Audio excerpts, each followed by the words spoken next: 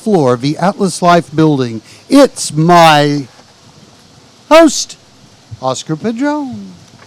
Hey guys, welcome to this very special episode of the Tulsa Sound Podcast. I am joined by my good friend Eric Kerr, but also this evening by Stephen Terry.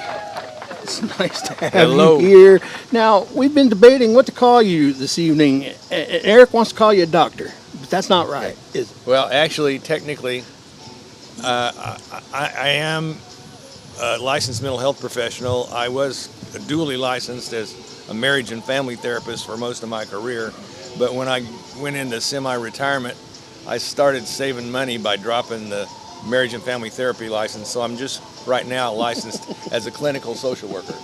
Well, I'm glad that we got that straightened out because, you know, I won't be bringing any of my marriage problems here tonight. Okay, So go on that. other than the marriage problems Yeah. between the two of you. Yeah, well, you know, Eric and I have been in a bad marriage for over 30 years. I just want everyone to know. Yeah, that's the thing. Well, folks, we are glad that you're here with us. You know, this is our first show in July, and we're so glad to be here with you tonight. We've got a lot of things we're going to go over. One of the biggest things, the big center core of tonight's show, is this is the 25th anniversary of Woodstock 99. And our very own host, Oscar Padron, himself, was a part of that magnanimous group of individuals that brought that show to life and did what they did. And Oscar he's always been quiet about it. He didn't want to talk about it too much, but now 25 years later, he is ready to spill the beans. He's ready to fry the frijoles. Yeah, we're just going to walk back down memory lane and celebrate this 25th anniversary of Woodstock 99. It's been a long time coming, and so I'm glad that we're doing this today. Boy, me too. We're here. I'm glad to get this. This is, in a lot of ways, going to be very cathartic for me, so bear with us, and we'll bear with you. Come on this trip with us. How are we going to bear with them? They're watching us, man. It's like, wait a minute, let me... Okay, so would you guys just watch us, okay? Okay, don't watch. Watch. Okay, here we go. So that was like us bearing with you, but I'm gonna release that now. Thank you, folks. Thank you. Got the Peanut Gallery back tonight, and that's a good thing. Yeah, so let's start with the first slide. Now, let's start by saying, Mr. Eric, where were you in 1999, this week, the summer of 1999, July 24th, 25th, 22nd, 23rd, 24th, 25th? Where were you? I lived at Fontana. All right. I mean, on Memorial. Yep. And I was a working stagehand. I had just moved back to Tulsa after working for Paramount, and so I was back here, and I got a job working with the local, and that would have been in October of '88. So I was probably at that time doing some install work for Tulsa Scenic. Probably. I'd have to go check my records if you want. That's quite all right. Thank you, folks. And you mentioned, so how old were you in 1999? This summer? This anniversary is July 22nd, 23rd, and 24th, and 25th of this year. Yep. 25 years ago this week. Okay. So on the 13th of July in 1999, I turned 50 years old. Ooh. That's a big day. Yeah. Half century. Did you feel any older? I never feel much different on a birthday. That's excellent. What? Are you in the slideshow right now? Yeah. We're showing slide one. Which is on slide one. So, folks, we're going to take a short break, and we're going to get slide one ready for you on this Woodstock preview, and we will be right back with the Tulsa Sound Podcast. Cute little dog you've got there. But hold on. In a previous life, he could have been George Washington. Nice cat. Perhaps Annie Oakley. And look at him. Why, it's Napoleon. Reincarnation.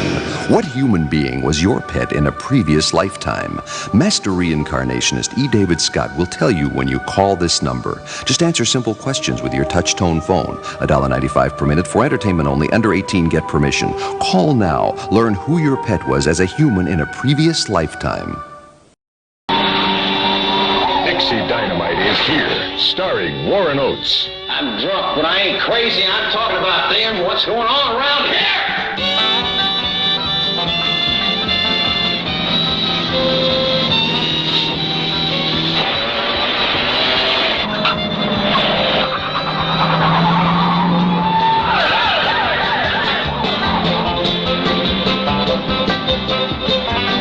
They got him mad.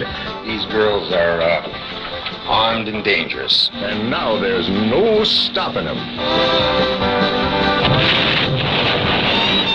I own 6 stores. They stuck up every damn one of them. Blew up my truck.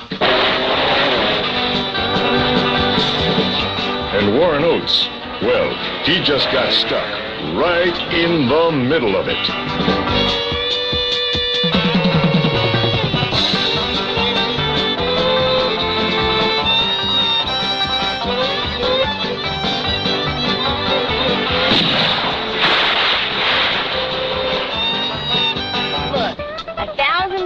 First place money.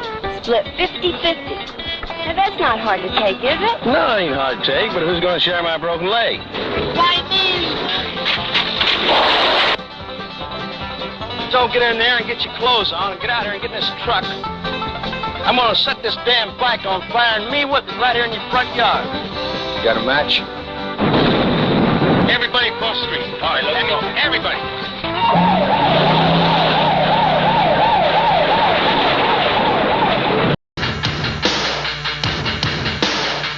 Nothing beats a winning team, pushing hard, reaching for the dream. Nothing beats clean, crisp and cold. Got the king of beer, you're on a roll. Nothing beats a Bud, Budweiser. Nothing beats a Bud. Nothing beats a Bud. Hello, young lovers. Won't you try some good cold Boone's Farm Strawberry Hill? Oh, how nice. Great. Boone's Farm Strawberry Hill. It captures the taste of fresh strawberries. Now, doesn't that wine taste good? You're right, Grandma. Precious. Where'd you go? Look, she left us Strawberry Hill.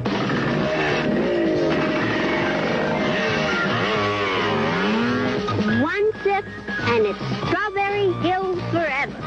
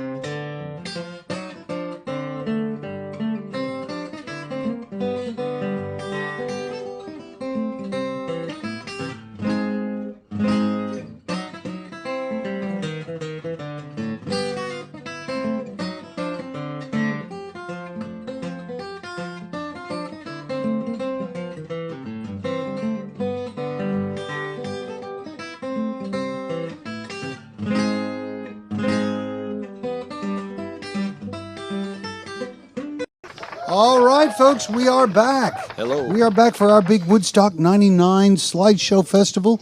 We're going to be going down memory lane here Yes, this is the 25th anniversary week. with a big backpack of Woodstock. PTSD. We're going to... Woodstock 1999 was July 22nd, And a 23rd, cooler- and a cooler full 24th, of- and 25th in Rome, New York. with acid in the thermostat. And it was the largest pop event of the 20th century, and we have yet to have one in the 21st century here in the United States that's going to be the same size. What about the what about the Zoo Festival in New York last year? Yeah, no, it was a not total even close. disaster. It really was. It was I mean, that was the one where they didn't even have a stage built by day one, you know, and like everybody got turned away. But anyway, well, I'm sorry. I didn't mean to step on your geekness. So anyway, we're talking today about Woodstock 99, not some failed other festival in New York. I was giving you a 21st century example. So I'm curious, where is Rome, New York, in relation to actually Woodstock, New York? So it's about 30 miles from the actual Woodstock site. Okay.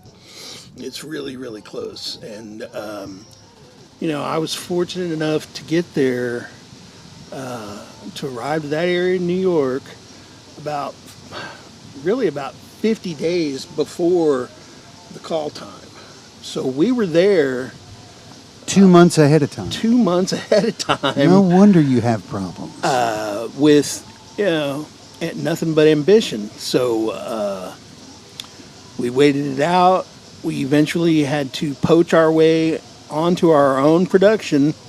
This is a production company we've been working for 2 years, but at the very last minute, they wanted to send us to an auto race at a place called Watkins Glen.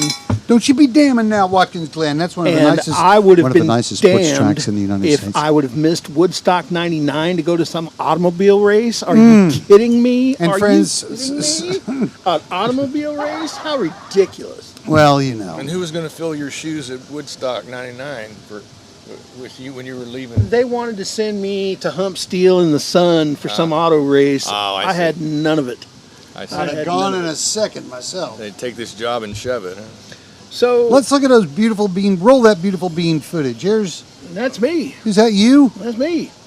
Son of a gun. Yeah.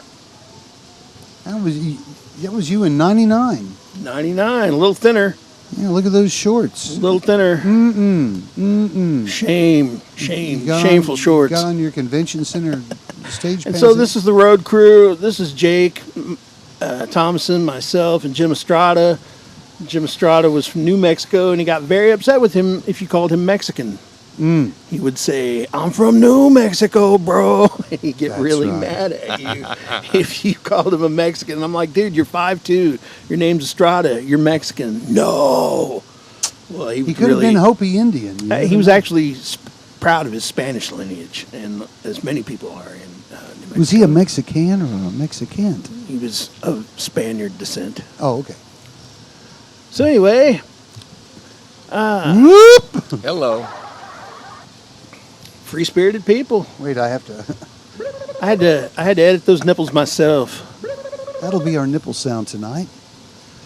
This is just a shot of The crew worked on site working for on 40 stage days in preparation for the historical event.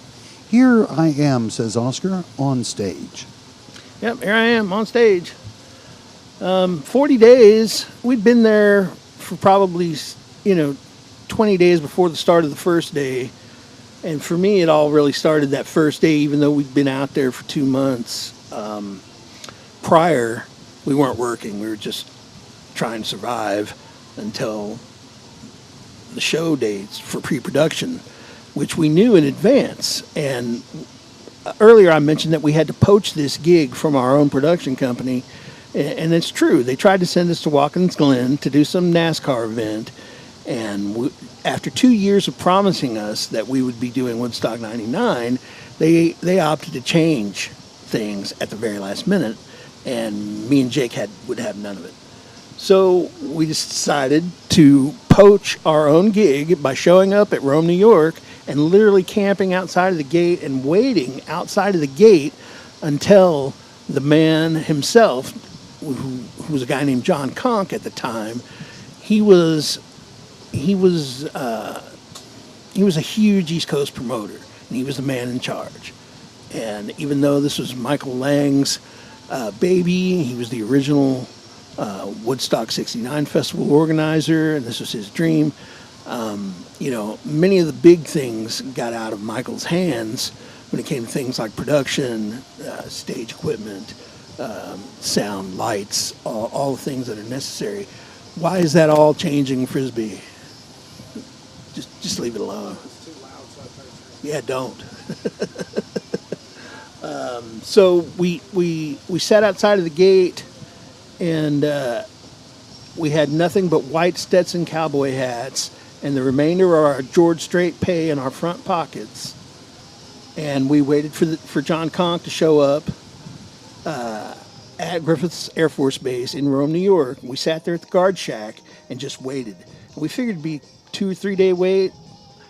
Well, we were wrong. About halfway through the second day, we see his white BMW rolling up the road, and I knew it was Conk. And he kind of had this, I don't know. He was a 75-year-old concert promoter. I don't know how to describe him. He was a powerful man with a huge office in the Buckhead, and he wrote you checks out of Sandy Hook, Connecticut. He was one of those guys.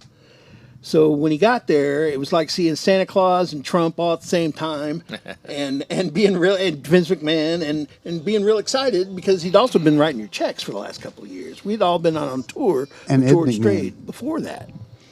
So what we did was we essentially snitched on our boss to John Conk, saying, "Hey, Mr. Conk, he's trying to send us over here, but we want to be here." And he took mercy on us, and he said, "I'll take care of what's going on over there. You guys are here now, and that's the way it's going to be." And so from that point on, we knew things were going to be good, and all joy was restored. Wow. In the kingdom before we even started. So we had to fight to be there with people we've been out on the road with for years. You gotta understand, I fought tooth and nail just to be at this trash dump. Which is, unfortunately how history has decided to look at this in some ways, but it was a festival celebration and broke a lot of records in many, many other ways. And this is going to be a little bit difficult for me. So,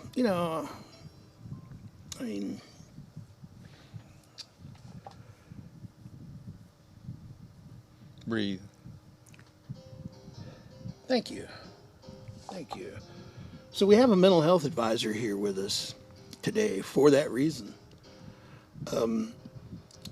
I was born in February of 1969, 6 months after, before the original Woodstock Festival.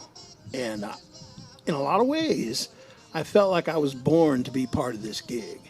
Like I was born to be there. I was born to work this gig. I went with my feelings, my guts. I totally believed in star alignment and connections, and I had positioned myself in my life to put myself in a situation where I would be available to work this event should it ever come up again. And I wasn't quite there in 94. I wasn't at the level I needed to be. But by 99, I was. And it took me on a huge, just soul-quenching path that I thought that I was on, that I'd been on since the day I was born. I really felt like this gig, and I know it's silly, and I know that's something a young person thinks, but, I felt like I was supposed to be there. Not most young people. I felt like I was really supposed to be there. Felt like it was your destiny? It was my destiny. Your fate. I was born in the year of the first festival for a reason, blah, blah. I made all these justifications, these romantic notions, and all these things in my head. You are a romantic warrior, I'll tell you what. And as a romantic warrior, it's kind of hard to be around dickheads sometimes. Oh, I hate that. Ticket cost was $150. Ticket cost was $150 back then, and this was so. Steve, let me tell you about how our living situation was. Okay.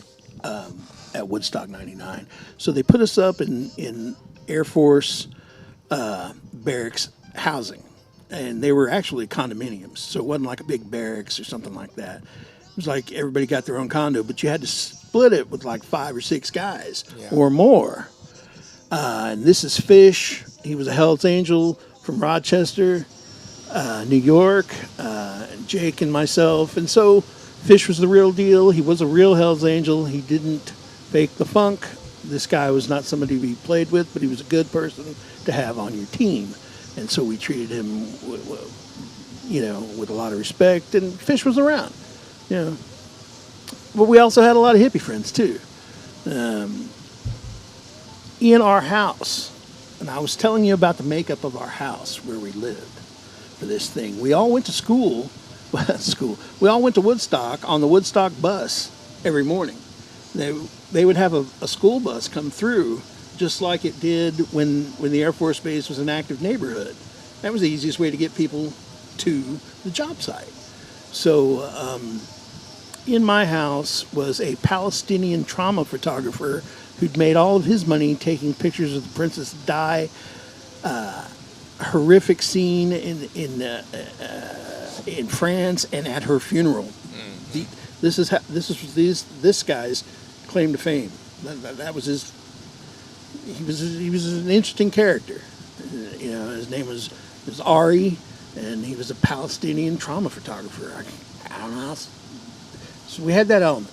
You know, we had a 5'2" girl with a pentagram Baphomet tattooed on her throat, who believed that she was a 6'2" black man in her head, and she was from the inner city of New Orleans, and she was a dope hustler, and I don't even know how she made her way up there, but she did, and she wound up on the crew, and she wound up living in our house. You combine that with myself and Jake, two guys from Tulsa, and then our friend Jim Estrada from New Mexico, and we had another roommate, this guy that played the bagpipes, who was a Scottish drunk. Literally, when we pulled up to the condo on the first day, this guy standing in the front yard with the bagpipes, kilt and all, drunk out of his mind, and so there was no, okay. But he was a hoot. He was a lot of fun, and, you know, we just knew what we were in for on day one. The plumbing didn't work.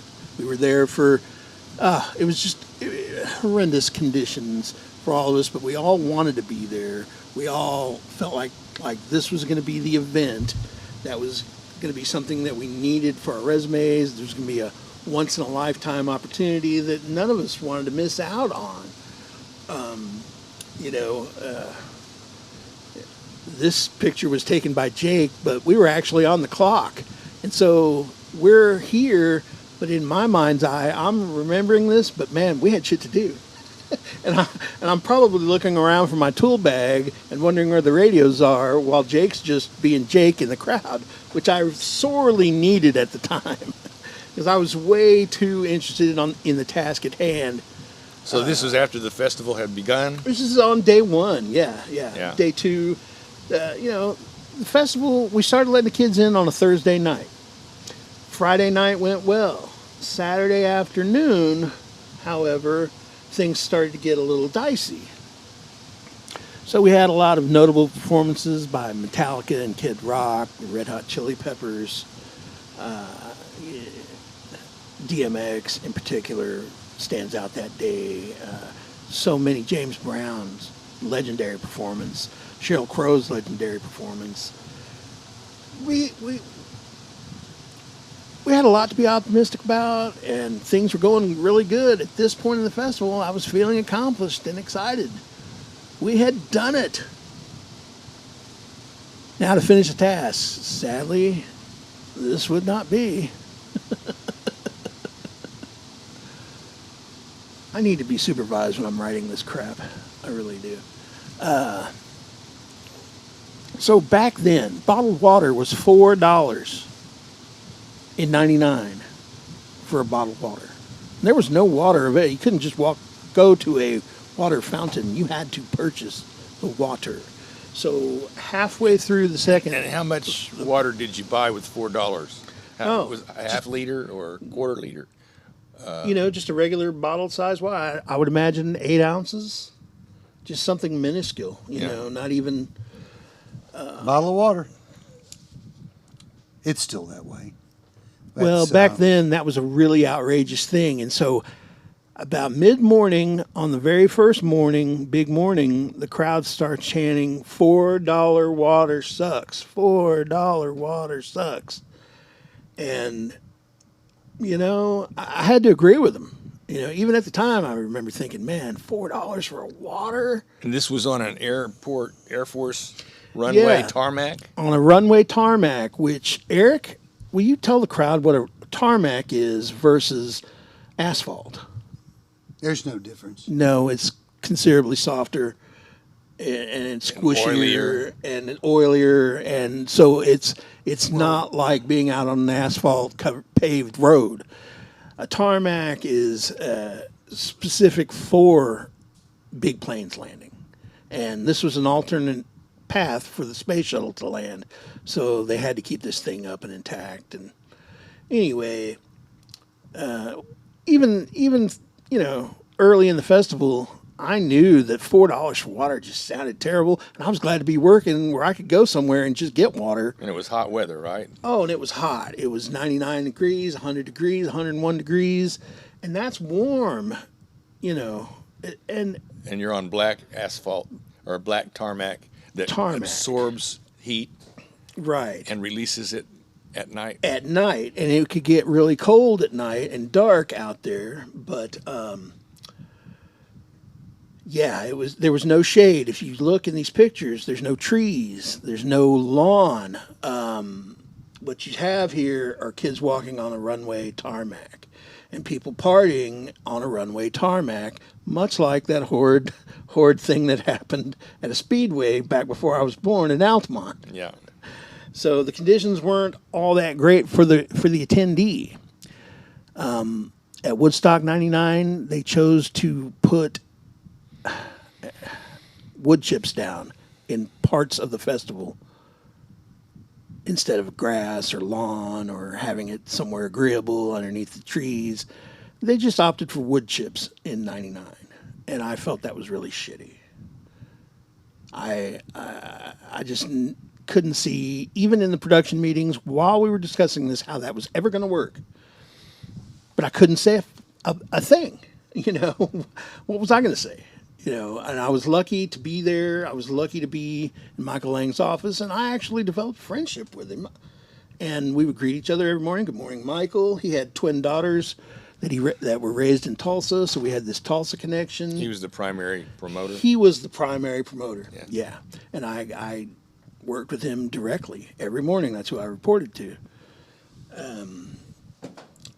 Here's an example of the candles that Michael and the production bought for all the attendees and handed to them on their way in. Why I'm showing you this candle is because the festival goers took those candles and they set them underneath everything and set the festival ablaze with the candles they were given to have a, let's all buy each other a Coke and have a smile moment. And they just said, fuck you. And looking back at the lineup and looking back at the targeted audience for who they wanted to come to this festival, that's exactly what that audience would say. That's exactly what would would happen. You think that was predictable then? No, I just think it was one of those things that sounds good on paper and is real politically correct in a boardroom, but in function, they neglected to consider what's going to happen when you hand that to somebody that's been out in the sun. Let me understand. They gave them candles to pull off a marketing stunt. Right, at the end of it. So everybody was supposed to, at night, light the candle and hold it up. Yeah. And say a prayer for the Kosovo refugees, which Pepsi was aligned with at the time. And this was a huge corporate thing, much like Ukraine today. There's a lot of money in Kosovo now. Right. But so their reaction was that of disdain. Yeah. Rage, it sounds like. Yeah, they tipped the generators over and threw those candles right into that pile of spilled fuel and set the whole place on fire. The only person that can put an end to this madness is the insurance companies. Insurance companies, step in here. Stop this madness right now.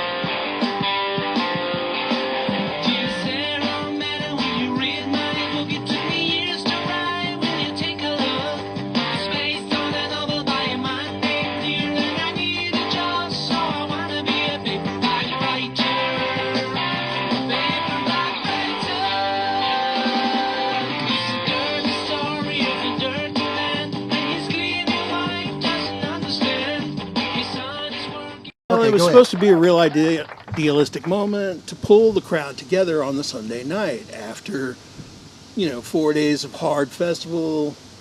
It theoretically would have been a nice moment if this crowd would have been into it. They weren't. They weren't. This crowd was ready for their next tattoo and to get their next piercing done. So you're blaming it on the audience, eh? No, this is all an environmental condition that happened and it had to occur that summer in that place on this day, because these people that came, 400,000 people show up, they're coming from all over the place. They're coming from all over the world. And so there were a lot of Canadian fans there. There's Michael Lang, of course, and I developed a day-to-day work relationship with Michael. And I was proud to be in his office. I still am. Still in touch with him? No, we haven't really spoken at all. He's dead. Oh, he's dead. Yeah. Makes it kind of hard to talk to him. He's dead. So the crowd was having a good time, things were going, we had Sheryl Crow on stage, look at the crowd, the front of the house was impressive. It was just great. We'd finally, been working towards this thing for over 2 years, and we'd spent 60 days, 20 days waiting for it to happen. And this, the beginning of our 40 days of production for this had led us to this point. So by this point, I am beyond emotionally exhausted. I'm spiritually exhausted. I'm bankrupt in every way, and I was using. So I wasn't necessarily in the best state of mind.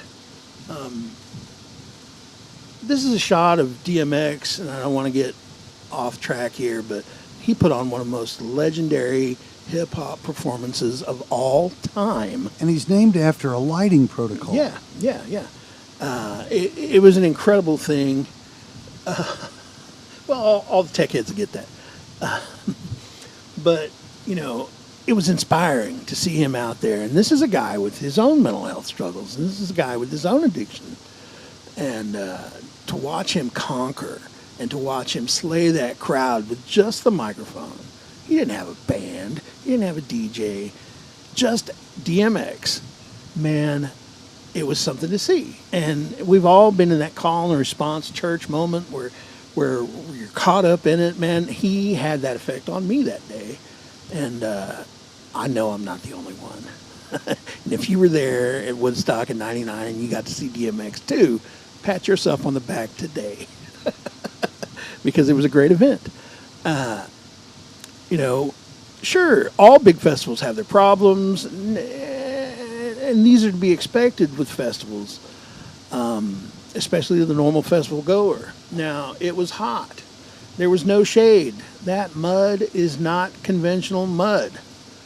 There's no natural water sources at Woodstock 99. So what you're seeing the kids play in is literal sewage. All right. Oh, yeah. Yeah. This is not the 69 Love Fest. This was not the 94 Love Fest. That so many of these kids had hoped and were promised. And Sounds like a Jonestown Love Fest, if you ask me. there's my working pass. But yeah,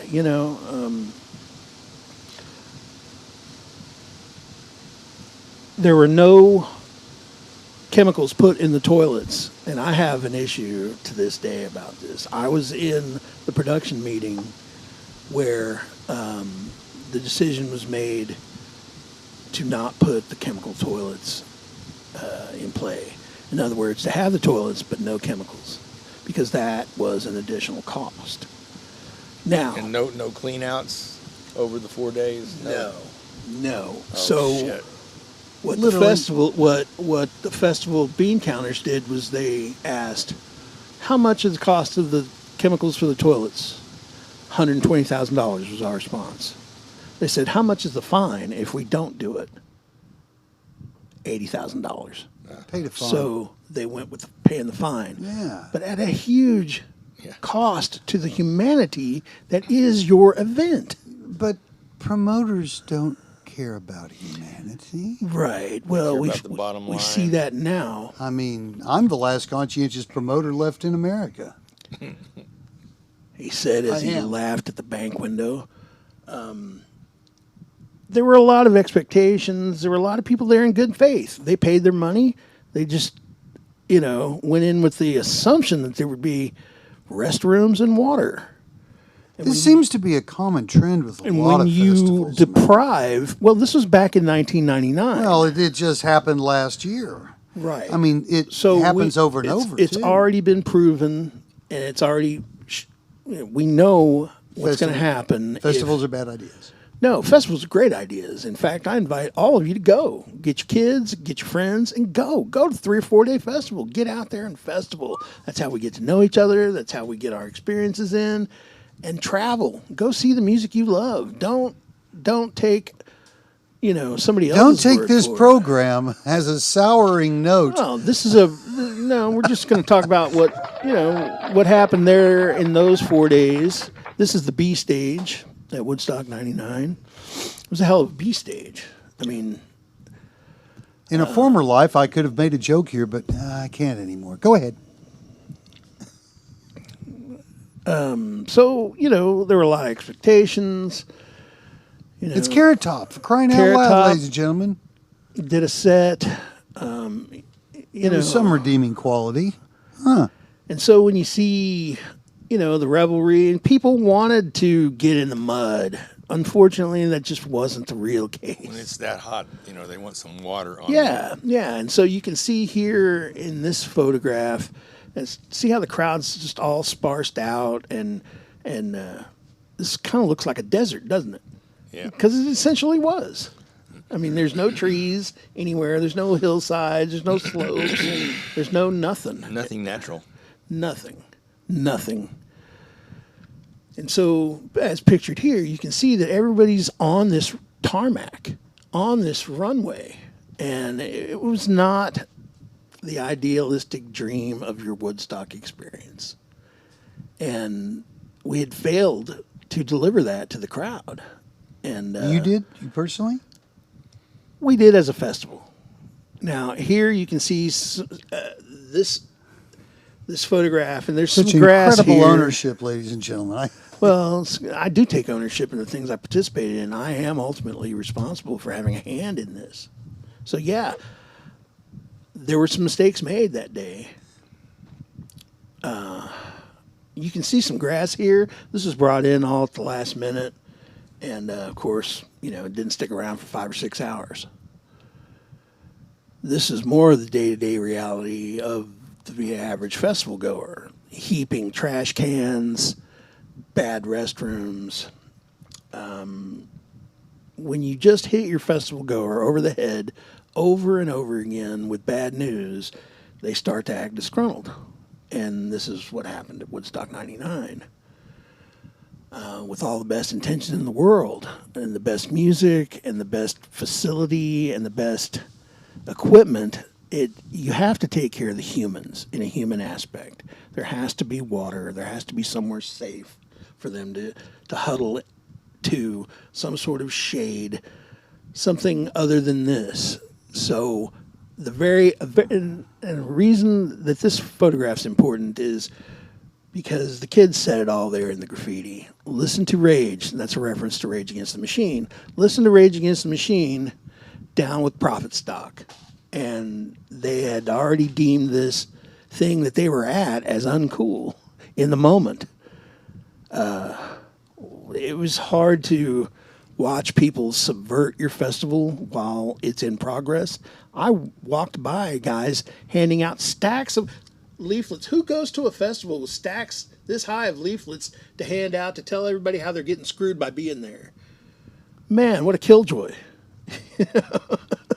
And you're just there to agitate. You're just there to stir up the shit. Did y'all get paid? Yeah, we got paid. Okay. We got paid well. Okay. Just wanted to clear that up. Yeah, of course we got paid. The checks were cashed. Thank God they had them $4 bottles of water. Y'all get paid. No, the thing was, there were a lot of ideals in the air. We were doing this in an unprecedented place, an abandoned Air Force runway tarmac. We needed someplace that's bigger, that was going to be bigger and better. And so we all kind of went into it with that in mind. But unfortunately, as the pictures can show you, people just met with a lot of poor hygiene conditions that they had to be in or elected to be in for temporary periods of time. Nobody was forced to be there, of course. But you didn't want to leave either. It was like, it all just kind of happened. It was all just so big and spread out that the simple things like shade and water got overlooked. How the hell did we do that? How did we do that? You were on an Air Force base. It wasn't overlooked. It wasn't overlooked. It wasn't. No. I mean, my friend, it's a business now. And it's great that you take responsibility in such a way. Yeah, and I was really proud. This is a Venezuelan flag. There were some people from, I'm half Venezuelan. There were some Venezuelan folks in the crowd. I felt an instant connection with the other Venezuelans there. And I was like, yeah, I'm doing this to have, so they can have a good time. That's what it's all about for me. And so there was, high expectations for myself and for the festival. I'm not the only one that felt this way.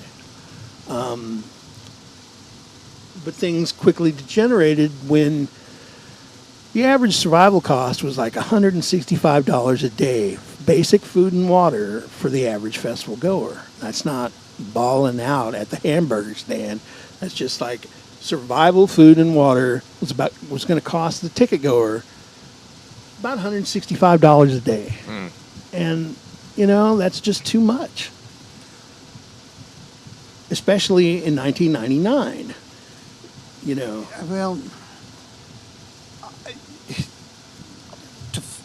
most people arrive to a festival, Eric, on a quarter tank of gas, the weed in their front pocket, and their ticket. Then that's how most people show up to a festival. I know.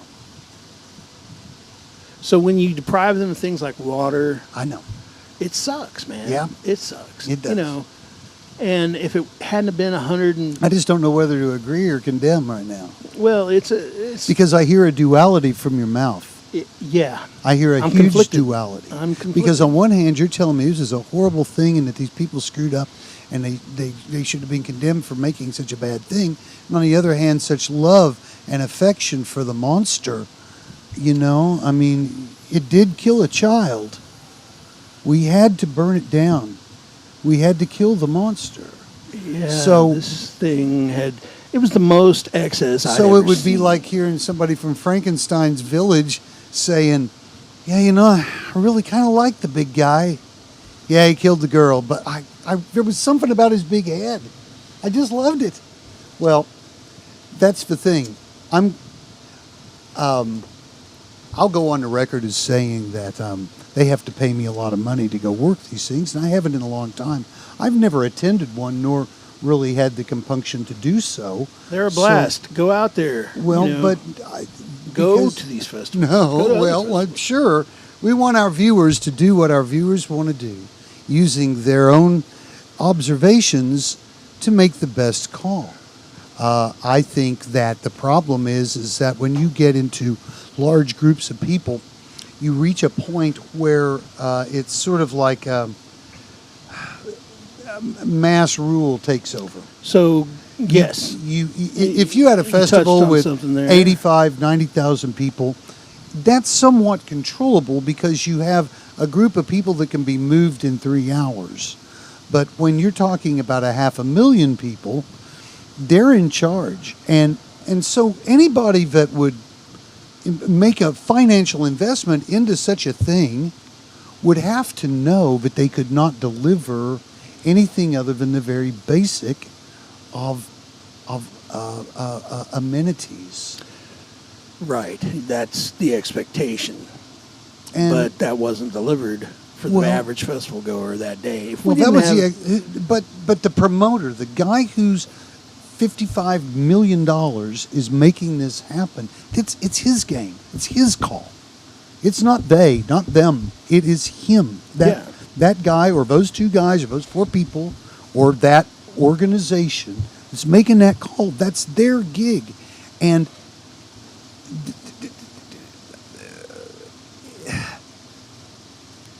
they know their audience. They know that they're catering to a group of folks that can come and won't really care, or if they do, it'll become a great memory. There's a lot of love in suffering together. There's a lot of love in that. Not everybody wants to go suffer. So that's kind of, why I would imagine that a lot of folks that go to festivals go completely knowing what it's going to be like. The average concert has 2 paramedics in attendance. Yeah. There were 1,300 on the medical staff. Okay, well, there should be for that Woodstock many people. 99. Yeah. Wow. You should. And I got to know those people in the days ahead of time, and I got to see what happened to their medical tents after the riots, and it was just bad. The whole place was a biohazard at that point. Samantha is going to try for her first time to actually knock me out using just the sound and the energy projection.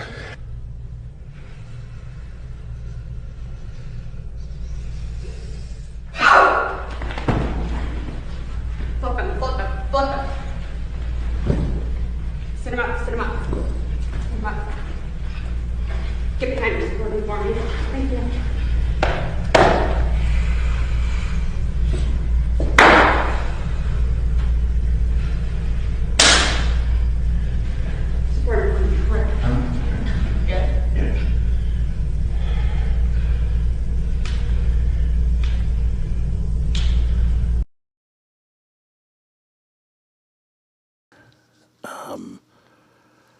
I can't explain what makes people go crazy. At what point did the riots begin? When they printed the poster. Well, no. I remember that all hell broke loose on the radio when Limp Bizkit was playing.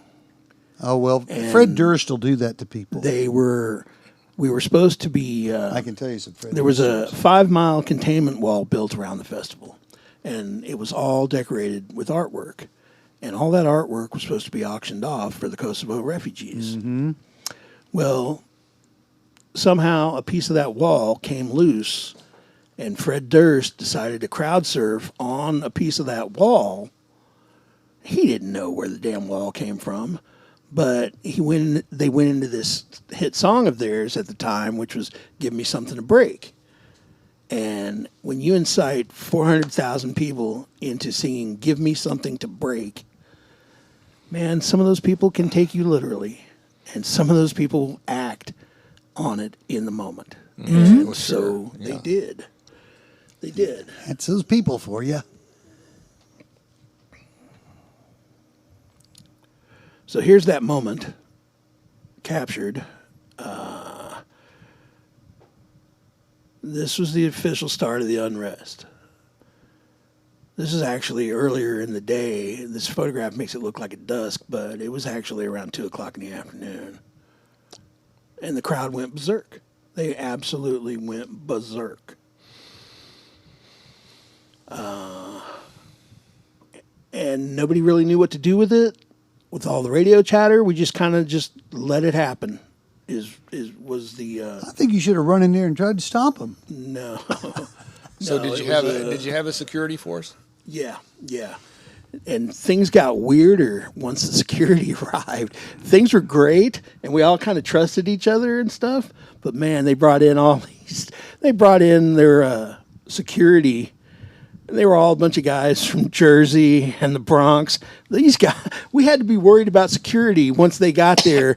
We were worried about security robbing us, not other techs or other stagehands or other artists. Come up here into my Air Force, into my Air Force base, disrespecting. We had to worry about these people they hired off the streets of New York City. Were you saying that they were do-to-dos?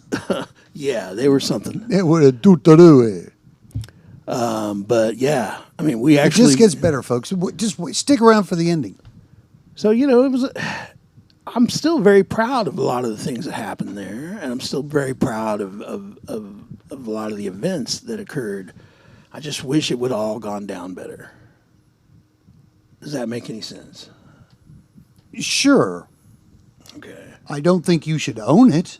Well, but here's my problem. For the last 25 years, no, but I was there, and I've felt this weird sense of guilt because I've known about some things, and I saw we saw what was going to happen, and then watching it manifest itself into violence was scary. Yeah. So imagine what it's like when you go to boot camp for 80 days and then you go to war. Right. Put it in perspective. And you went to boot camp. Yeah, you were driven down. You were driven down into a small group. You had to rely on yourself. You did that. You were asked to do a mighty task with using the training that you had, and then it all came. And again, we had already been to war together. This crew. Sure. We'd already been out with George Strait for 2 years doing. You have anything like this happen at George Strait? No. Okay. Never once. Mm-hmm. Well, George Strait wouldn't allow must have had decent, much more enlightened management. Well, the bottom line is that a lot of times festivals are money grabs. Yeah. And anytime that something is an anniversary, there's going to be a special opportunity to grab that money. Is that what we're doing? No. Oh, good.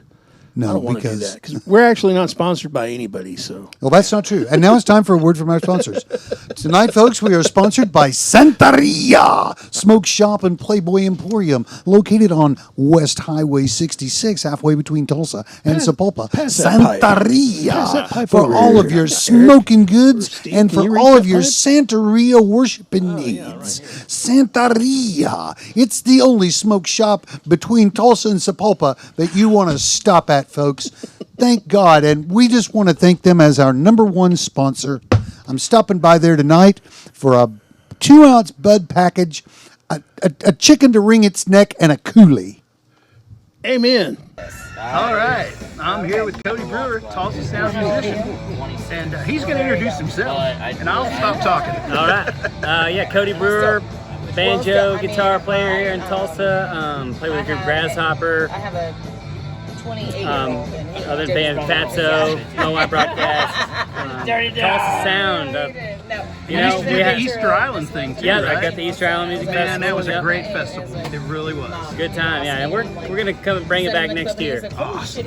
Looking forward to that. Yeah, man. This year we're actually doing a little festival called Camp 101. You got to invite me. Yeah, I'm coming. September 23rd and 24th. All right, look for that, guys. Look for this camp out there. Man, the Tulsa Sound, what I think it is now, I think it's just very collaborative. There's so many bands that are all playing with each other, as in members. And I feel like everybody's pretty open with that kind of sense, you know, which is awesome, and everybody's getting better. And nice to meet you guys. the music's getting, We got invited so good earlier. right now, and it's 7 days a week Sunday. to find something badass. We're coming out Sunday. The Tulsa Sound thing, like, I mean, I definitely make love him the whole come? Leon, JJ Cal thing. Oh But my I feel God, like, that you know, came out to such a it wrong way. encapsulates I'm so much, sorry. you know, I'm like, so sorry. and I think it's more about that whole, like, Americana, the songs. It didn't have to be any kind of genre at all, you know. It's like, that's what the Tulsa Sound for me is. It's kind of like blends all things and just to a nice mix, you know. Thank you, Cody. Yeah, buddy. Appreciate the input. Do we need... All right, we're up 15. We got this game won. Yeah, you guys are buying a light beer from Miller. Yeah, let's Philly. One out to go. Yeah, what can he do to his mouth? Hey, keep the change. Here's Rodney!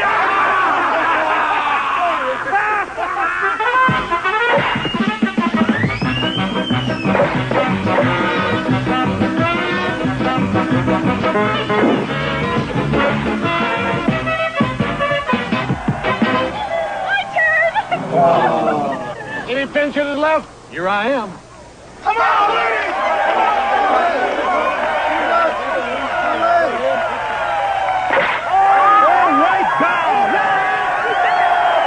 Light beer from Miller. Everything you always wanted in a beer, and less. Hey, wait a minute. This game isn't over yet. I caught that ball. I'd like to meet you, but I'll bet you're hoping for a hunk. And all I've got to offer is sensitivity, intelligence, and charm. I'm drinking milk, though, and for the next couple seasons, I'll be working out. Milk's about the best thing I can drink right now to help me build strong arms, powerful legs, and a broad chest. And when all my work is done, will you love me just for my body? I can live with that. Milk, it does a body good. I can't type. I don't take dictation. I won't sharpen pencils. I can't file. My boss calls me indispensable. Miss Jones, Just a minute. will you make a copy of this? Naturally. I push the button on the Xerox 914. I make perfect copies of whatever my boss needs by just turning a knob and pushing a button. Anything he can see, I can copy in black and white on ordinary paper. And am I fast? I can make 7 copies in a minute. By the way, I never need wet chemicals. My 914 is a dry machine, powder dry. Sometimes my boss asks me which is the original, and sometimes I don't know. Here, Mr. Smith, I'm going to lunch with Mother.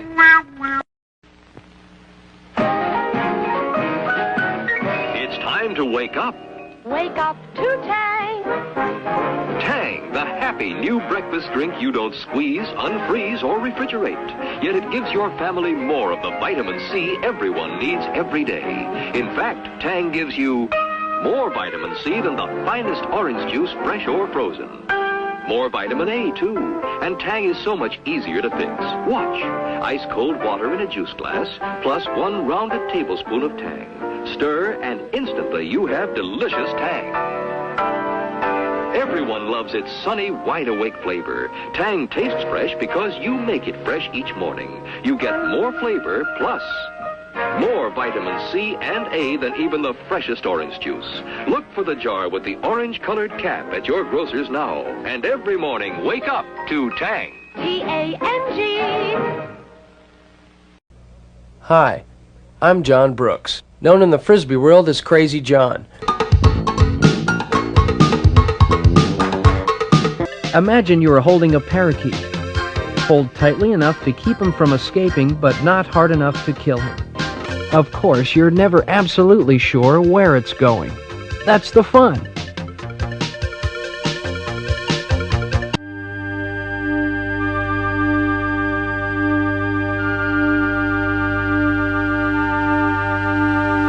Now we're back to the show. Now back to this.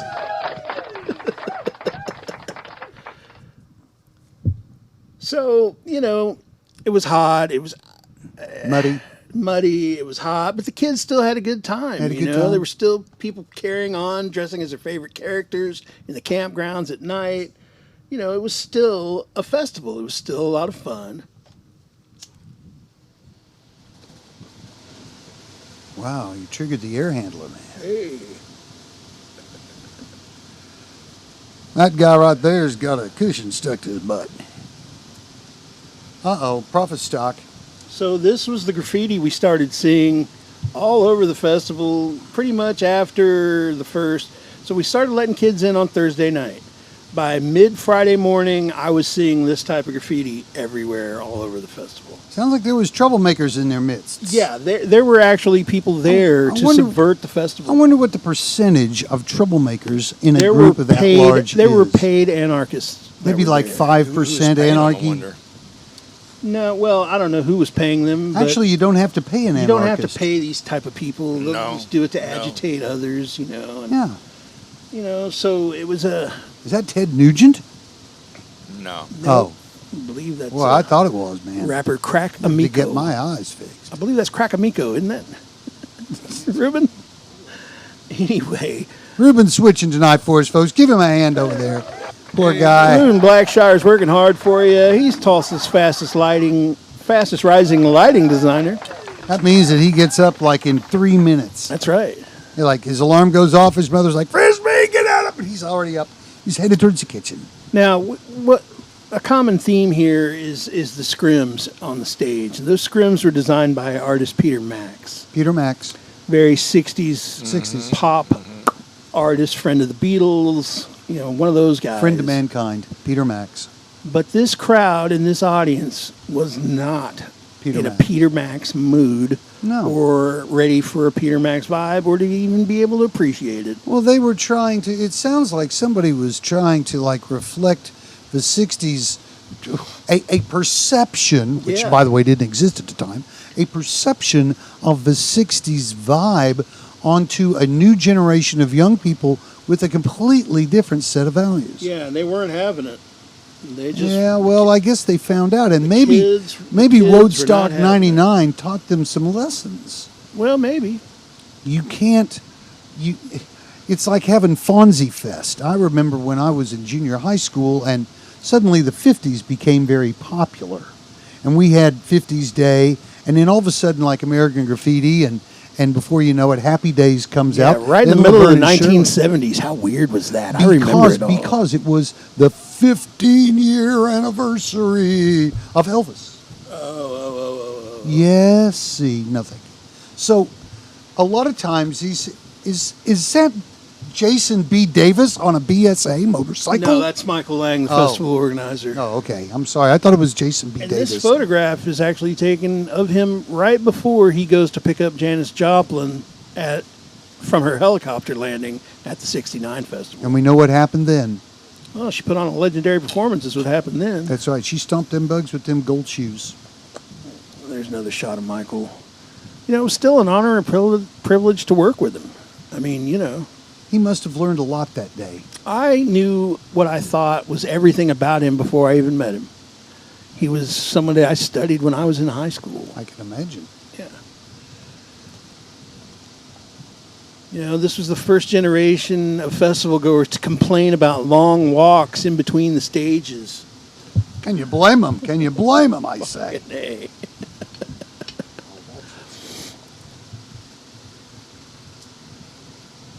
The Peace Patrol is what they call the security. And the Peace Patrol, they did their best. Peace Patrol hot, Peace Patrol cold, Peace Patrol smoking pot, 5 days old. I'm on, baby. Not bad. I'm hot, baby. I'm hot. I'm hot tonight. We did have Willie Nelson. And Willie finally something good out of this show. Oh, it was a great performance. It was, what better than Willie Nelson for breakfast? 9 a.m. It's a bloody Mary morning. Baby, left me without morning. Sometime in the night. And we just enjoyed it. The crowd really appreciated Willie. Everybody was there in the Willie way. It was a good start to things. Things hadn't gotten bad yet. Well, it really hadn't. Willie was there to pick and sing, and for a lot of these Did he have people his there. band with him? Oh, yeah. Yeah. For a lot of these people, they had never heard Willie Nelson before. Now, you remember when Willie had his number? Now I know what our audience is going to jump my shit, but I think it was picnic number 4 was at the Tulsa Speedway. It wasn't his first one, but he did one of the picnics out at the racetrack at Fairgrounds, and it was a hot. I remember Don Worley and a number of my Ford Audio compatriots who worked that show. And they had terrible problems because a lot of the amplifiers were old Crown D series and didn't have any cooling fans. So outside in the heat with the flat black heat sinks, the amps got hotter from the sun shining on them than they did from operating, and they had problems all day long. What's this guy wants his money back? So this is what happened. Is that the Peace Patrol as down soon as there? it got dark, the kids just started tearing the fencing apart, and any loose piece of steel they could grab their hands on and just start trying to break into the beer. These are beer trucks being broken into here. Oh, okay. The very first thing to fall was the beer garden. Well, that's That's what the fans went after first. They just That's from the old Scottish playbook. overtook the beer garden, and the beer garden fell. And to be honest with you, to those of us listening in production to that beer garden fall, we all just let it happen. Instead of Charlie's in the wire. No, we just let it happen. We just let it happen because, what are you going to do? And I chuckled. I was like, well, they got the beer garden. And I kind of thought it would, I thought it would end there. I think it's satiated. Oh, no, they were just juicing up for the main effect. Yeah. Just juicing up. That's Michael with Wavy Gravy. Okay. So, yeah. So there's a crew shot. There's Woodstock 99 crew. That's the office crew, basic production. There's the mezzanine staff, Eric. All See? right. Right, now Eric understands. All right. But then, we were there to carry on this mission. We had this big, plan. It was the most excess I'd ever seen. And I mean that in every way. From production to housing to some of these condominiums that I was telling you guys about were completely outfitted with Woodstock 99 furniture, monogrammed furniture. Oh, so boy. when you went in, the chairs were custom. That keeps Woodstock people from 99. stealing them. I don't know. It's kinda like when you go to a hotel We and wound they've up got the trading hangers. those coveted chairs and love seats with each other for mattresses and things like that. We were really down to bartering for bullets and salt out at Woodstock 99. Oh, Lord. Lord, help us now. And, it was really more fun. There's Boner. Boner was there. Did y'all Yeah. see Boner? He was there. Kiss me, Dave. Please. there was and all, even here, there's still kids are happy. They're in the sun. They're not drinking water, but they're still happy. Well, they're still crowd surfing. They're still having a good time. And it was a monumentous gathering of humans. I've never been in a crowd that big. 400,000 people is something that, unless you've been in a crowd comparative to that size, you cannot fathom. I don't care. You've been in Soldier Field, 80,000 people at a football game. That's not 400,000 fucking people. That's 80,000. And there's a difference between watching 500,000 people run or become panicked than watching, say, 20 you or see 30,000 Queen in people. Brazil, that's 500,000 people. Now you know. Right. So if you saw Queen in Brazil, you know. Brian Setzer was there. Brian Setzer. He was great. It was a great performance. I mean, the kids were having a great He hasn't time. aged a day. Man, Setzer puts it on, and his full band was in production. And What a head of hair. It was rockabilly, and it was nice. It was a good old Was taste. this of some- after? Is this post Stray Cats? Oh, this is post. Yes. This is Brian Setzer Orchestra days. Yeah, BSO. Yeah. And we love Brian Setzer. The crowd was Is that just, Iggy Pop? No, that's what's left of Anthony Kiedis. Oh, okay.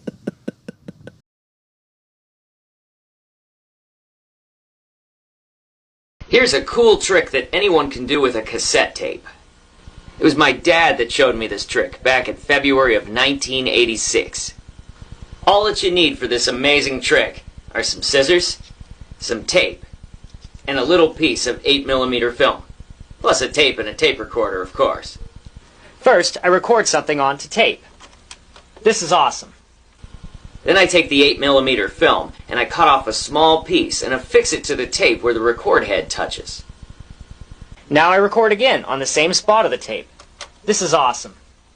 Now when I play it back, you'll hear both voices on top of each other. This is awesome. This is a very primitive method of multi-track recording. I did this all the time in the mid-'80s before I had access to a mixer or multi-track recorder, and here's the first ever time that I did it on this tape. Hey man, this is awesome.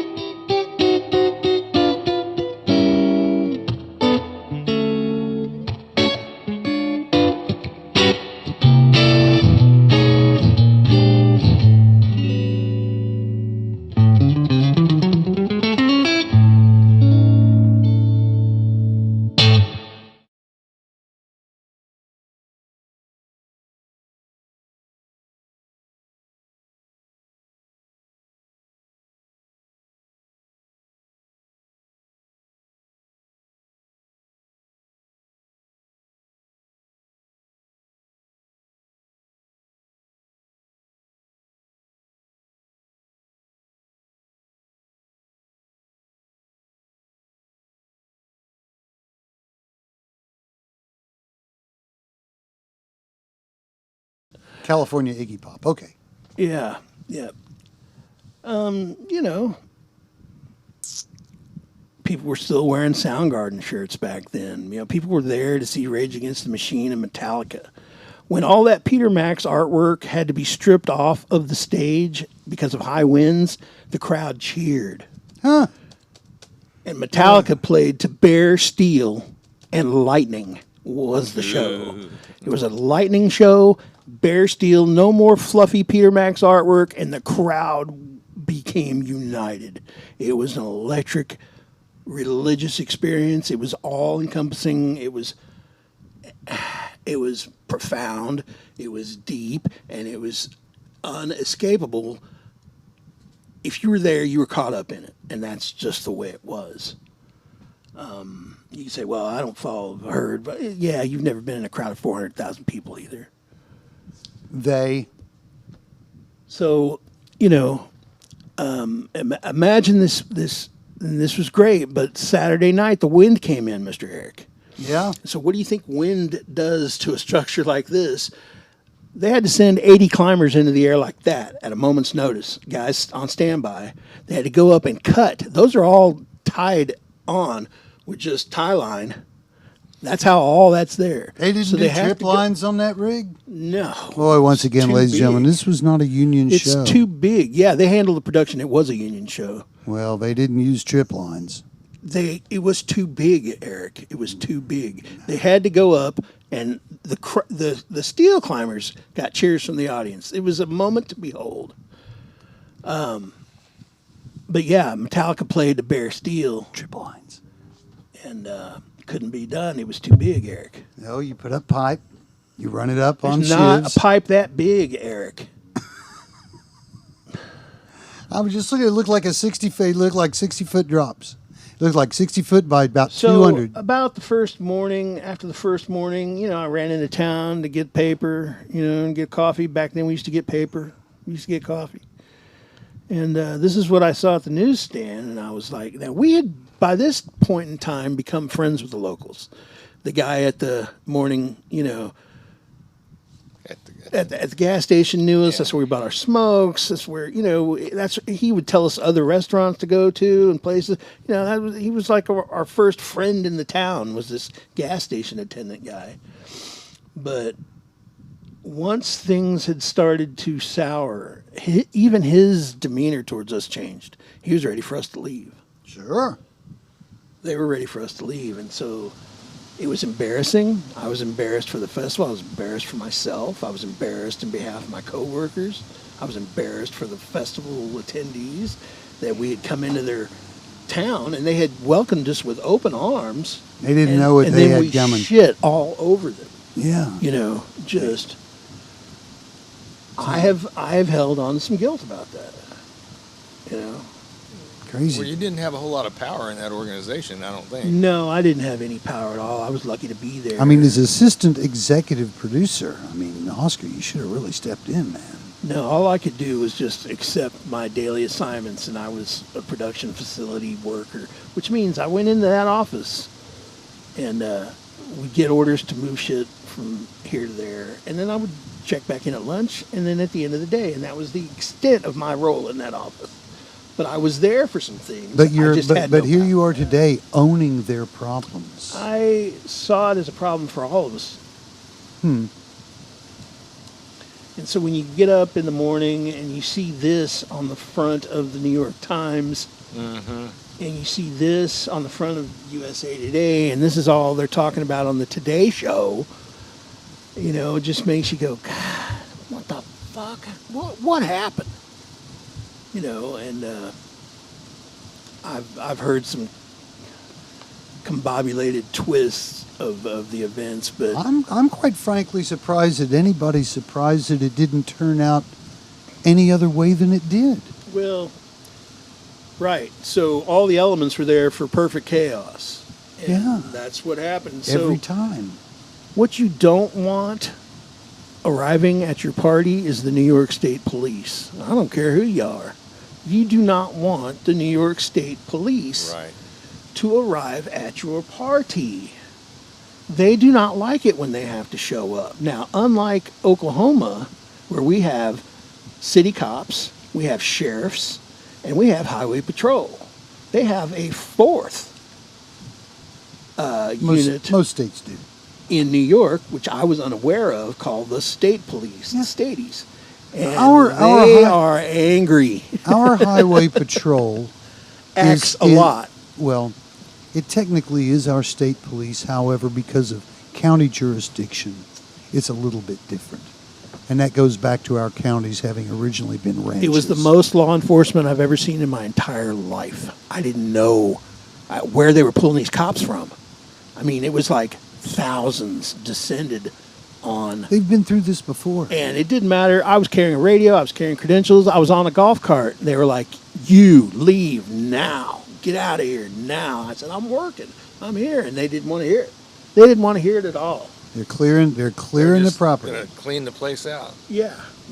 I mean, they and then I got to watch the cops just loot the campgrounds and take all the brand new coolers they wanted and all the sweet camping gear, and they got selective.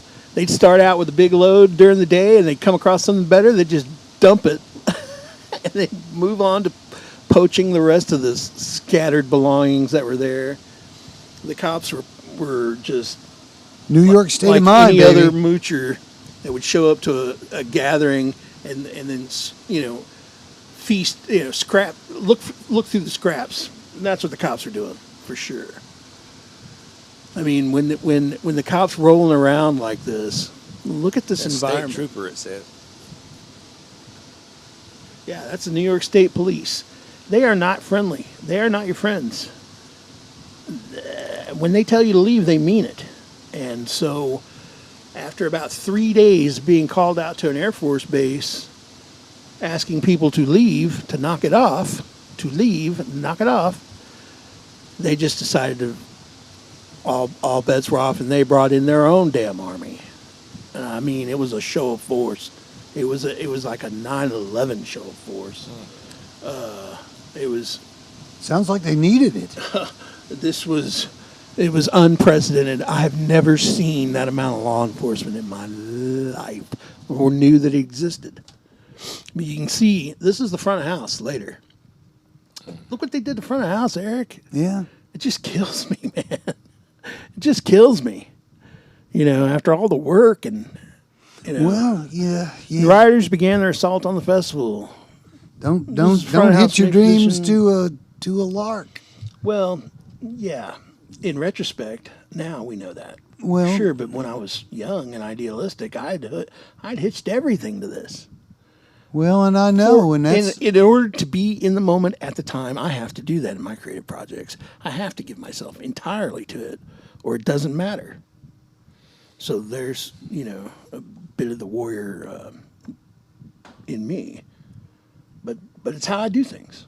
It's how I do things. So the riots began night 2. This is the beginning of the end of the Woodstock Dream, for sure.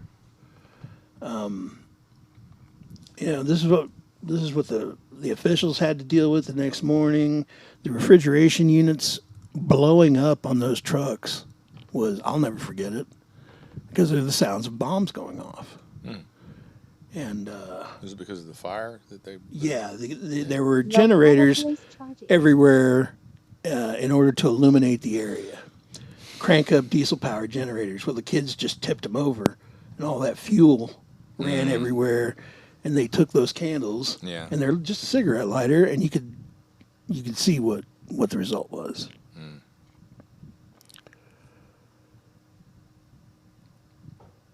You know, and here's my dumb generation. Look, get me on top of the cop car.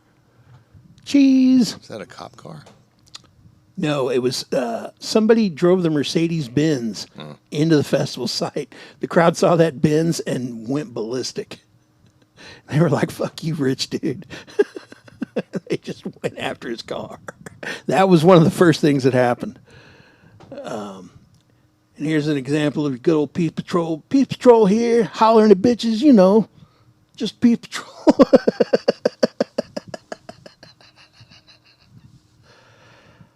It was hot, hard partying. I mean, it really was. The music was fantastic. There was so much to take in. And, of course, the official line was to downplay the violence and to downplay the things that had happened. Now, who are these officials they're referring to there? That'd be Michael Lang. This is a New York Times article, and so he's you know... He's quoted. He's quoted in there, and you know, it was just a shame to kind of, you know, it was, what do you do with 300,000 people? Not again. Right. I mean, what do you do with them? You can't. Once you've started the lawnmower, there's only, you know, I mean, there's only one way to cut it off, and you can't. So it has to run its course, and then you just say, yeah, well, I don't want to do that again. Yeah, this was the cover of the Have they ever done one since this? No, and that's why this one's thank important. God. Well, yeah. One, it was a thing of its day. Two, this, you know, in today's climate, it just couldn't happen. It just couldn't happen. And so, you know, some of this is built on the shoulders of festival goers from the past that have ruined things for the future, but that could be said about a lot of things. You know, it's just not fun when the trucks start blowing up. No. It's not fun when the state police is just indiscriminately macing people just to give you a bad time so you will listen when they say leave. They don't need to mace you, but they do it anyway. You know, and when I say it was the most excess I've ever seen, I mean that in every capacity for the entire festival, from law enforcement acting outrageously to crew members acting outrageously to festival goers acting outrageously. It was the most equipment I've ever seen. For me, it was the end-all, be-all. It'll never be bigger. It's never going to be grander. I will never be on a gig this big again in my life, ever. And I knew that going into it, and so that's one of the reasons we guarded it so But man, there's nothing you can do when 400,000 people start going ape shit. And, you know, I got to tell you that I agreed with most of their gripes. Yeah, I don't think... I agreed with their gripes. From what you said, I don't think you could have designed a festival more perfectly to end up that way, the way they put it together, and the corners they cut, and the stupid decisions they made. This is what you get when you cut corners. This is when you don't include humanity in your human festival. This is what happens. You get the police showing up the next day, kicking through the garbage and running everybody off. Man, that's not good. I don't know. I always thought at a Radio Milan gig, things were great when the cops showed up. We knew we were doing something. I get it, though. I see. Yeah, no, this is...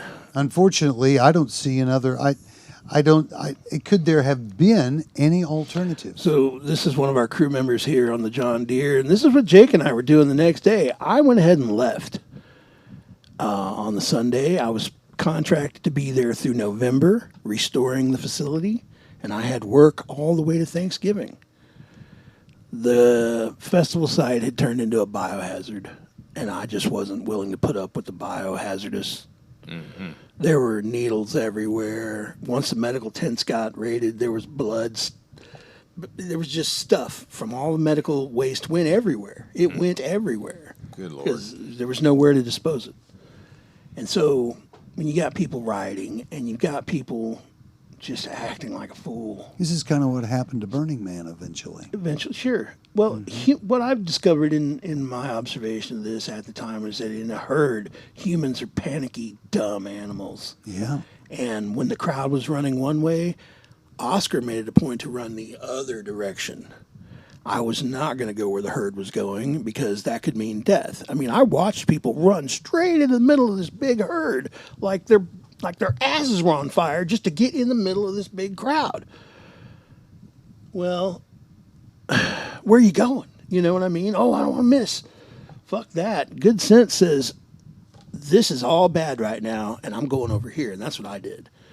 I eventually had to seek shelter in the top of an airport runway. Okay, so every airport has the air traffic control tower. Mm-hmm. Yeah. I was at the top of the air traffic control tower that we had surrounded with bulldozers and forklifts so that no one could get to us because we were in fear of our lives. I hid my credentials. I hid my radio. I did not want to be associated with the festival at all at this point. We hid up there because it was safe. Were they intent on doing harm we to didn't the festival know staff? We saw them turning on security, and so anybody with a badge was automatically associated. And it didn't even. I mean, we hid up there. You know, of course, it was the best seats in the house. If you're going to be witness to a riot, get up in an air traffic control runway tower, and you got the best seat in the house. So that's we went up there for shelter. We knew they couldn't get to us. We knew that we'd be barred in behind barred doors. And we knew that the equipment would keep most of the crowd away. But it also gave us an incredible vantage point. I felt like I was Nero watching Rome burn that night in my own play. And I was. I was Nero watching Rome burn. Wow. It was crazy. The views were spectacular. And as much of an aviation geek as Eric is, I know he would appreciate it being up there that night just for the geek value of that alone. Yeah. It was really cool. You know, it was a really cool thing. But, you know, what we were having to witness was not cool. And so I've gone under about 25 years of trauma. I guess needlessly. And I've worked in mental health myself. I've gained a mental health degree of my own. I was a recovery support specialist. I'm an RSS, a PRSS. I'm also a wellness coach. And it's real easy to help others. But sometimes when it's my own shit, man, with Woodstock 99, I've just put it away. Someone needs to pop you upside the head, boy. Come on over here. Daddy's got a hand for you. Straighten up and fly right. I just put this thing away. I didn't want to talk about it, especially with the embarrassment I felt leaving Rome, New York, after the shopkeepers had turned their backs on us. Eric, it was bad. You know, it was bad. It sounds like a nightmare. Yeah, I think you need to get some professional help here. Well, I'm glad you've invited Steve. Because honestly, dude, I've been on stage as the center performer for thousands and thousands of people and had the show suck. And I never felt like this. And it was my fault. Yeah, well. Anyway. We love you, man. We love you. We just don't want to see y'all bummed out because of some stupid fucking concert a half a century even in the moment, ago. I was like, look at these jackasses being jackasses. And we knew that we could do nothing about it. We knew that there was nothing we could do, that these were just young people being young people. Unfortunately. It was truly your Vietnam, baby. In some ways, yeah. I guess it was just a bad, something.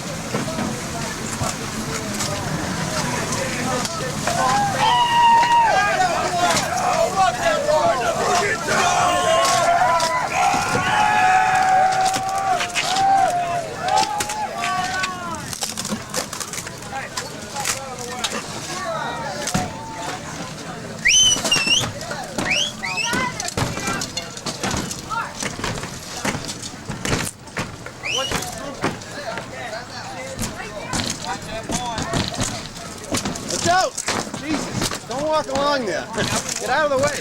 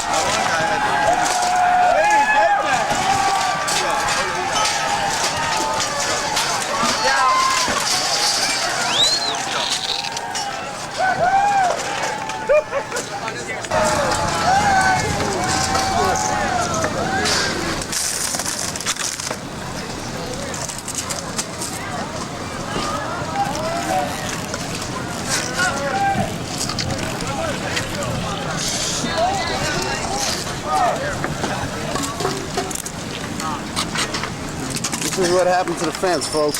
I ripped the fuck out of it.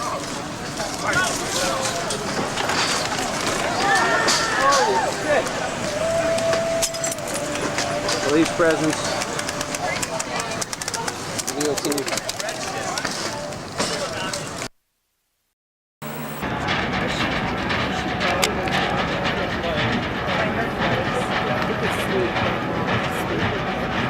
I just hope Johnny and Shannon aren't in this shit.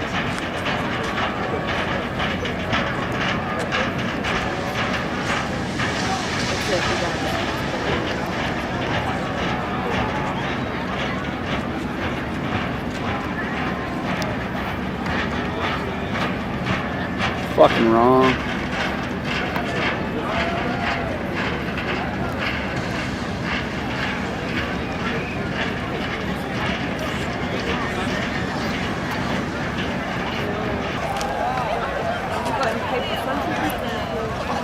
Somebody pay for it.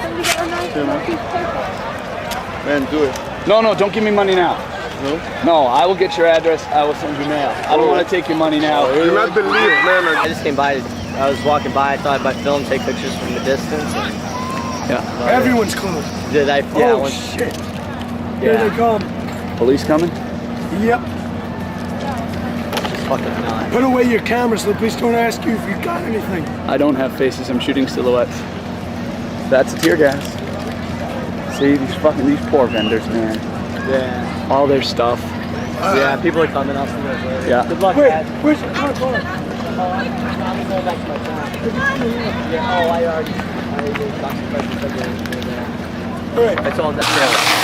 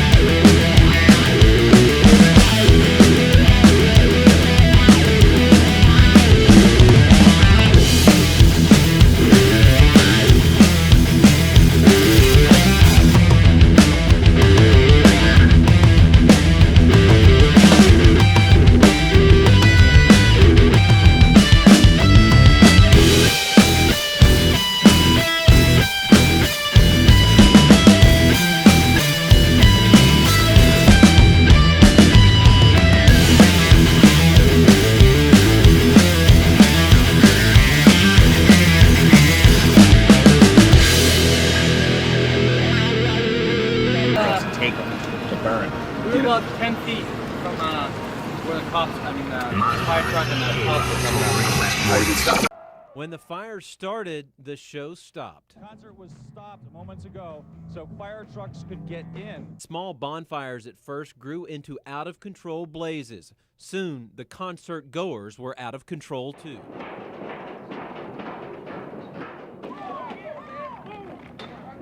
People are screaming, crying, screaming people's names, looking for people. They didn't know where to go, who to look for. Very confused, very chaotic. Then all the tractor trailers, all the refrigerators, bombs were blowing up. The propane, all the diesel fuel, it was insane. That fire was like so unbelievable. Unbelievable. The fires and the chaos brought hundreds of state police to the scene. Get down, the riot police are coming! They found fans feeding and fleeing the fires. Everybody wants to get nuts, everybody wants to get crazy, and they just got a little out of hand, started pulling down the walls around the speaker towers. Total devastation. Bloodthirsty maniacs trying to kill me. Vandals toppled light stands and speakers. They destroyed tents and booths and set fire to a dozen parked tractor trailers. Why they started the fires is still unknown. Concert promoters were at a loss as to what went wrong. I can't give you an explanation. I guess they were just kids blowing off some steam, but it got out of hand. In this case, my sense is that it was a mistake, that these kids did not intend to do what happened. But it did.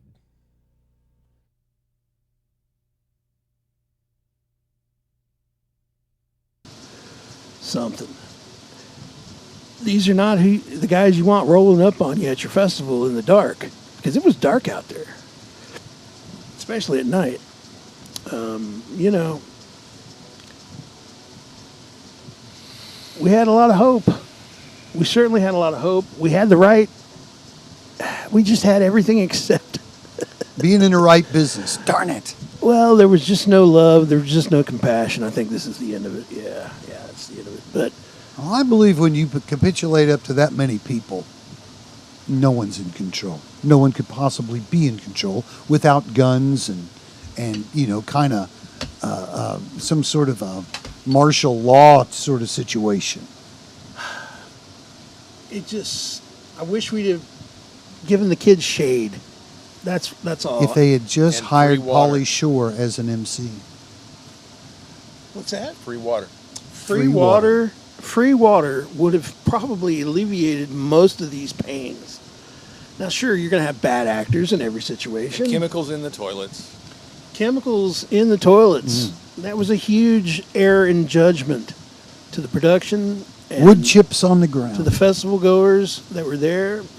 Damn, I'm sorry. We fucked up. Showers for cooling stations. Yeah, there was no plumbing in the place that I had to live in for 40. I was standing in more than ankle deep water trying to reuse other people's dirty bath water just to get rinsed. Jeez. And I'm talking about we lived in hard conditions with a Palestinian trauma photographer and a Hells Angel and a Scottish guy with bagpipes all under the same roof with a 5'2" woman who believes she was a 6'4" black man from the streets of New Orleans. Yes, I believe it she was was a crazy atmosphere. So I went through a lot of things in a quick space of time, and we did kind of go to war together. We did survive this thing together. Not only did we suffer mentally and physically, but we paid the price, in so many other ways for just participating in something we thought would be bigger than all of us. I think that's why we were there. I know that's why I was there. I wanted to be something. I wanted to be part of something bigger than I might ever be. And I was certain that I would never. Well, be. it was certainly a huge event, but it certainly was different than your expectations, wasn't it? We were so hopeful, even up until mid-afternoon of the Friday morning of letting him in. It was only once the really aggressive playlist started that things changed in the crowd. I mean, when you start the day with James Brown and Willie Nelson and Sheryl Crow, it eases you into a nice afternoon. Yeah, but that's mellow. Then you hit them over the head with, Korn and Godsmack. Fred Durst will do that to anybody. Fred Durst would do that in a hit Walmart. Hit him over the head with Limp Bizkit hard, and I'd worked with Limp Bizkit you want to hear my three Fred other Durst times story? Before Woodstock 99? You want to hear my Fred Durst story? Sure, tell me. Yeah, okay. So when they were on tour with 311, Joe Paradise was their LD on 311's show. So Fred Durst had it in his contract that he personally set the subwoofer EQ curve for every house. So they had an EQ in the rack that wasn't hooked up to anything, and they'd invite him to come out to the board and make his controls and stuff. Oh, Fred, that sounds great, man. He wasn't doing a thing. Wasn't doing a thing. Fred Durst, sorry, Fred. Sorry, the cat's out of the bag now. Yeah, I worked him out at Mohawk Park. I ran into him literally face to face in that weird bass player with all the makeup on his face. I literally ran into that guy in Memphis backstage at an Gold MTV Dust? again. I don't remember the guy's name, but it frightened me. He was a grown man and like a wearing a gold squirrel bodysuit suit or with something. white shortcut hair It was like, and gold makeup, and he did these kind of Gold Dust. I know who you're talking about. Anyway, son of a plumber, Dusty Rhodes. That's right, Dusty Rhodes, the sensational.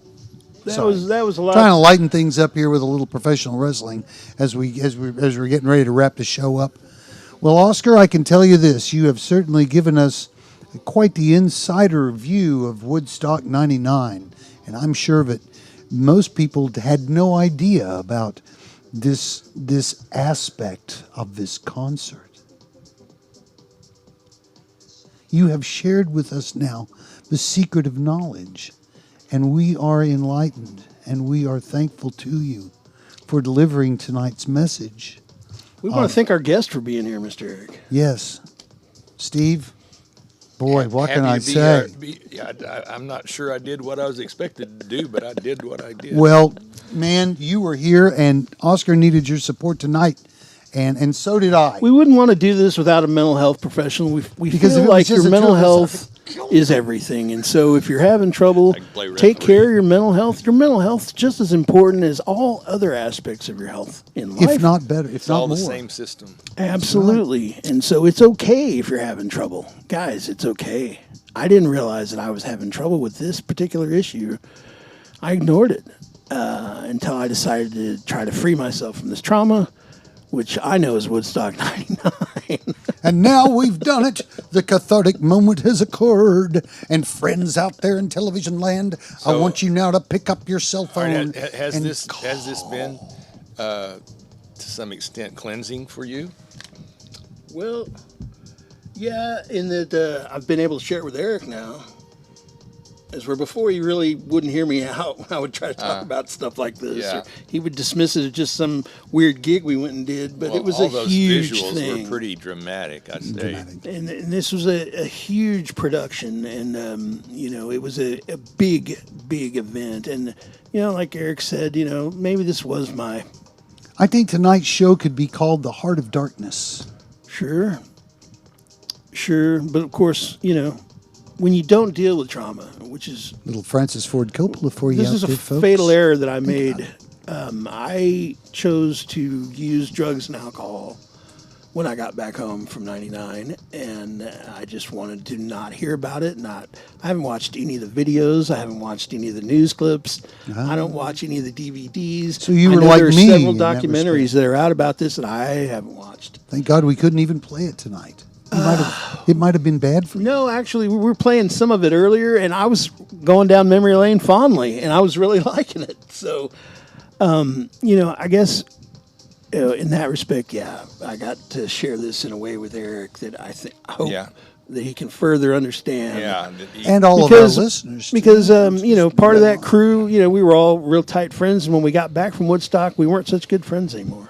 And so we lost. So it didn't bring you closer together? No, we wound up coming home in separate vehicles. One guy one guy wound up taking a train home from Syracuse, New York. It was not all. It all didn't end well. I hope he got up in time to get his train in Chicago, because I'm here to tell you, if you're not on that train 10 minutes before that lady closes that gate, you're not getting on that train. You're not.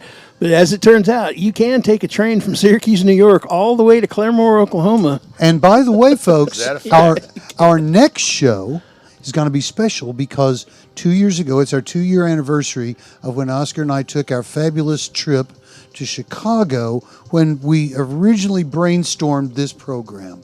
And we took this trip. It was a 4-day vacation to Chicago. I wanted to go get a steak.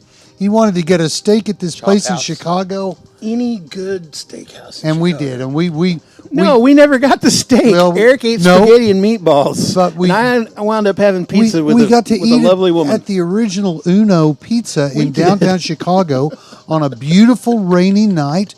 We got in St. Louis, we got off the train and had some of the best barbecue I've ever eaten at that place in St. Louis. And we've got all this as a slideshow.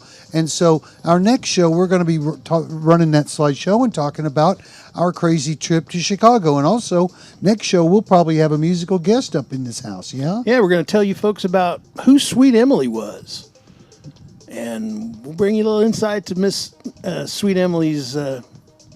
A. Ray Smith. A. Ray Smith. That's right. That's her father. That's right. And he was the owner of the Oilers, the Tulsa baseball Oilers, until about 66 or 67. And so I got to thinking about that too. That Leon, and when they came out with all that jazz album, they played at a Tulsa Oilers baseball game. Oh, wow. Like before the game, and they set up a stage out on the infield, and they played not quite an hour, but they gave out all that jazz albums. And my friend Tony got the album. Right. And it's a good album. It was also the Gap Band were his horns on that. It was a very local album. That's how we like it in Tulsa. I think it had Marcy Levy on it.